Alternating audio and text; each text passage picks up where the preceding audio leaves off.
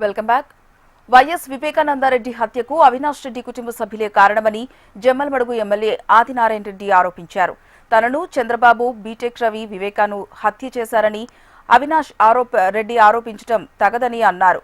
కదిరిలో గొడ్డలి కొని హత్యకు ఉపయోగించినట్లు సీబీఐ దర్యాప్తులో రుజువైనట్లు ఆయన వెల్లడించారు. ఇప్పుడు ఆ నెపాన్ని సునీత భర్త రాజశేఖర రెడ్డిపై నెట్టాలని చూస్తున్నారని మండిపడ్డారు. సునీతమ్మ రాజశేఖర రెడ్డి ఐదో వివేకానంద రెడ్డికి ఒక ఆమె ఉన్నది సంబంధం అని కొడుకు కోసం ఆస్తి కోసం అంటారు.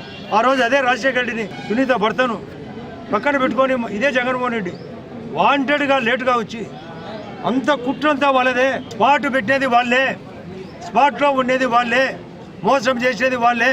వాళ్ళ రాజకీయ అవసరాల కోసం వాళ్ళ షర్మిలమ్మ చెప్తాంది. వాళ్ళ షర్మిలమ్మ ఎందుకు చెప్తాంది? ఈ పప్పులు ఉడకావు, మీరు చేసినారు. వివేకానంద రెడ్డి హత్యకు మీరే, మీ కుటుంబ సభ్యులే కారణం. సునీతమ్మ పాపం ఆమెను అడ్డపెట్టి ఎందుకు అడ్డపెడతాం?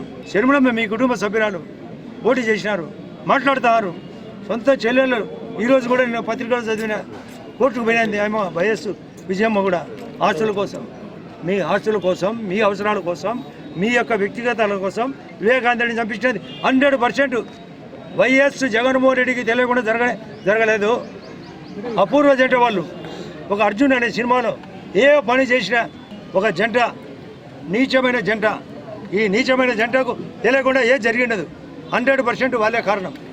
పాపం వాళ్ళు బతకాలనా సావాలనా? సునీతమ్మ కానీ షర్మిల కానీ సెన్సిటివ్ వాళ్ళు, వాళ్ళ మీదకి పోతాడు అనవసరంగా. మాకెందుకు, మేమెందుకు కవర్ చేస్తాం?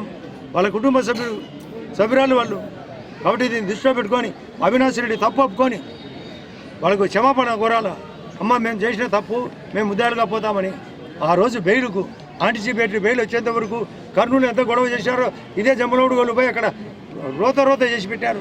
ఇటువంటి క్యారెక్టర్ ఉండే అవినాష్ రెడ్డి ఏంది మళ్ళీ స్టేట్మెంట్